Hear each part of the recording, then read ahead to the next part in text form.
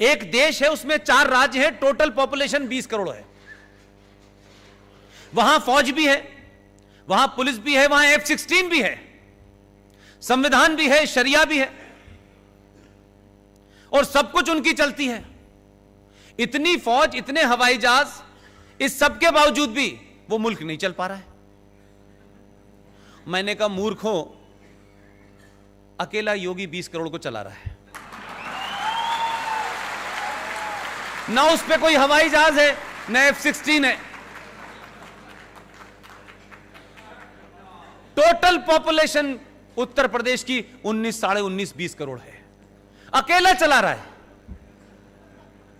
पूछ ही नहीं रहा किसी से। 20 ऐसी कोई समस्या खड़ी नहीं हो रही वहां। अब वहां पे गुहार लगाई जा रही है, 6-6 इंच लंबी, 1-1 मीटर लंबी डालियां कह रही हैं गलती हो गई, अल्लाह खुदा के वास्ते माफ कर दो, आखिरी बार हुई है गलती। उसने कहा ना,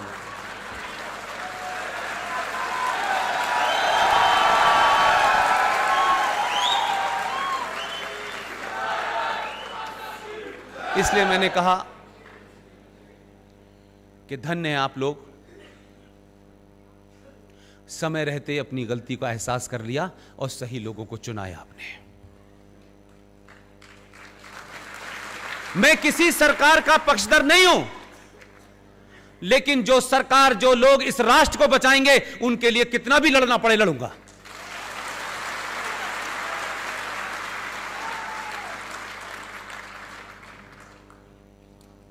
स्थिति वापस ले जाना चाहता हूं।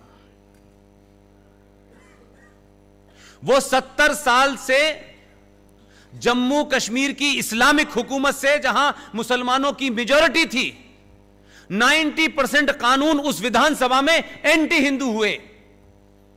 सरकारें आई, सरकारों को ब्लैकमेल किया गया, वहां का आतंकवाद, वहां का सेपरेटिज्म, और वहां की सरकारें एक साथ कोऑर्डिनेशन में काम करती थी। दिल्ली की सरकार को झुकाना है तो आतंकवाद को बढ़ा देना है, दिल्ली की सरकार को दुनिया में बदनाम करना है तो हुर्रियत को आगे बढ़ा देना है। तीनों का ऐसा एपरेटस मिला हुआ था कि आप हुर्रियत को पुचकारते थे। और यह भी शायद आपको खबर नहीं होगी कि हुर्रियत कॉन्फ्रेंस का नाम तो सुना है आप लोगों ने, देखा होगा, उसमें कितने बहादुर बहादुर लोग हैं। भारत सरकार 100 करोड़ रुपया पर ईयर उन पे खर्च करती थी। जो भारत के संविधान को आग लगाते हैं, जो भारत की सुप्रीम कोर्ट को नहीं मानते, जो भारत की पार्लियामेंट को नहीं मानते, जो उस जम्मू कश्मीर का विलय पाकिस्तान में करने के लिए मुहिम चलाते हैं, इस देश की बौनी सरकारों की मजबूरियां देखिए कि उन जैसे लोगों को एक आदमी का उठना बैठना, जाना, खाना पीना, बीमारी, उनके इलाज के ऊपर 100 करोड़ रुपया पर साल का बजट था। कोई पूछना ही नहीं चाहता। एक राज्य जिसका जीडीपी में 0% कंट्रीब्यूशन है, मेरे और आपके टैक्स से पलने वाले लोग इस देश में देशद्रोही पैदा कर रहे थे। हमारी पुलिस, हमारा भाई फौज का सबसे ज्यादा अगर भारत में अपने ही इंटरनल आतंकवादियों से मारा गया है, उस राज्य का नाम है जम्मू कश्मीर। हर मां ने अपने बच्चे को भेजा कि वो वहां जाएगा, बॉर्डर पे लड़ेगा, पूरा तंदुरुस्त भेजा। लेकिन जम्मू कश्मीर के अंदर जिस इस्लामिक आतंकवाद को सरकारों ने पनपाया, सत्ता पे बैठने का रास्ता देखा, वो बच्चे जो साबुत घर से गए थे वो वापस लौट के आए तो हिस्सों में नहीं थे। हरियाणा का कोई गांव ऐसा नहीं है जिस गांव का बच्चा जम्मू कश्मीर में इंटरनल जिहादी आतंकवादियों से न मारा गया हो, इस्लामिक आतंकवाद का शिकार न हुआ हो। वही राज्य कहता है कश्मीर को जमहूरियत चाहिए, इंसानियत चाहिए और कश्मीरियत चाहिए। यानी इस देश में बाकी 30 सूबों को इंसानियत नहीं चाहिए, सिर्फ इन्हें ही चाहिए। ये अल्लाह के फरिश्ते हैं। वहां 100 करोड़ से घटते घटते बजट ही समाप्त हो गया है। ये अंदरूनी तकलीफें हैं। लोग सड़क पे पत्थर इसलिए नहीं मान रहे कि हज करते वक्त पता चला कि शैतान को पत्थर मारा जाता है। हज की एक परंपरा है कि हज जब आप जाएंगे तो जब तक वो अराफात की पहाड़ी पे एक बड़ा सा पत्थर है उस पे उठा के कंकड़ नहीं मारेंगे, उसे शैतान माना जाता है। इसलिए पत्थर मारने की परंपरा यह है कि जिस पे ऊपर पत्थर मार रहे हैं ये इस्लामिक लोग, इसका मतलब है वो शैतान है। ये नई परंपरा नहीं है, ये वहां से आई है। जो आज देश को जलाने उतरे हैं, जो देश में आग लगाने उतरे हैं, उनका दर्द समझिए क्या है। आपने ऐसा डॉक्टर भेजा है बिना सर्जरी के इलाज कर रहा है।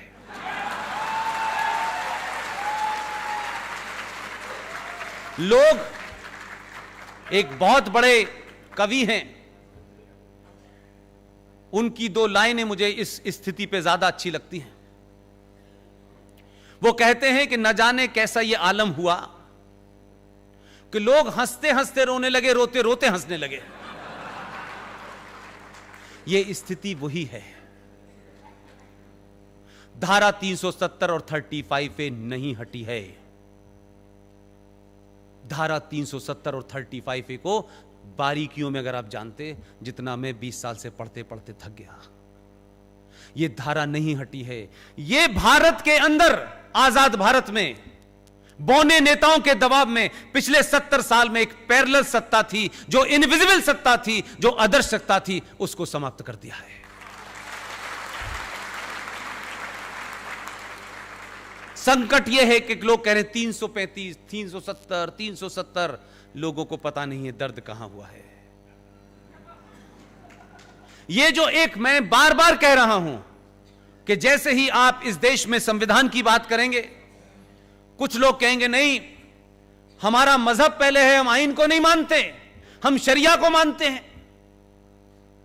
जब उसने संवैधानिक तौर पे काम कर दिया तो बोले नहीं नहीं, हम संसद को नहीं मानते, हम भीड़ को मानते हैं। वो आदमी भी निराले भेजा है, वो इनको पूरा इस्लामिक बना के मानेगा, पीछे ही पड़ गया इनके। अल्लाह ने फरमाया है कुरान मजीद में एक जगह, मैं नहीं जानता कि वो कुरान पढ़ के आए हैं या नहीं पाए हैं, या उनके एडवाइजर उन्हें बता रहे हैं, लेकिन काम ठीक राह पे हो रहा है। कुरान मजीद में एक जगह लिखा हुआ है कि मुसलमानों, मेरे ऊपर ईमान लाने वाले लोगों, मैंने इस कायनात, इस सृष्टि के अंदर, इस ब्रह्मांड में सब कुछ तुम्हारे लिए रखा है। तुम्हारी जितनी भी जरूरतें हैं उसका मैंने इंतजाम किया हुआ है। मेरी एक ही शर्त है कि मैंने तुम्हें जिंदगी जीने के जो रास्ते बताए हैं उसी पे चलते रहना, और अगर तुम मेरे बताए रास्ते से उतरे तो मैं इस जमीन पे कुछ लोग भेजूंगा जो तुम्हें रास्ते पे ले आएंगे।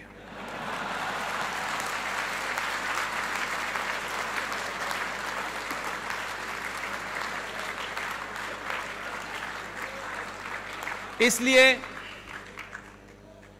मैंने कहा पढ़ना बहुत जरूरी है। अभी तो एक ही ने पढ़ा है कई करोड़ों में से।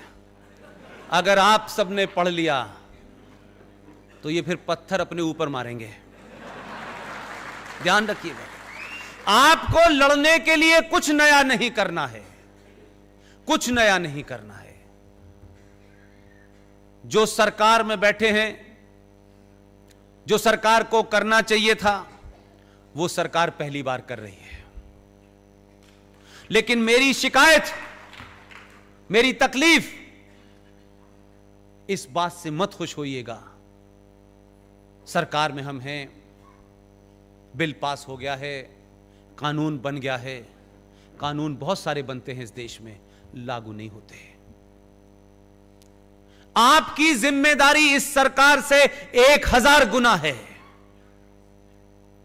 1 मिनट के लिए भी अगर आप अगले 10 साल तक आपने सोने की कोशिश की तो याद रखिएगा, जो ताकतें आपकी ताकत को पहली बार एहसास कर रही हैं, वो इस बात से डरी हुई हैं कि अभी तो सिर्फ इन्होंने कुर्सी से उठने और बैठने का ही काम किया है। अगर पूरी तरीके से ये हटी तो हमारा क्या हाल होगा। लिहाजा उस वक्त के आने से पहले सड़कों पे तमाशा करके डराने की कोशिश कर रहे हैं।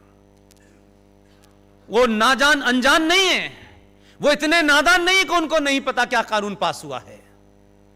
मैंने उनको, कई मित्रों को मैंने कहा अलग अलग समय पे जो लोग आते हैं उनकी फितरत को समझना चाहिए।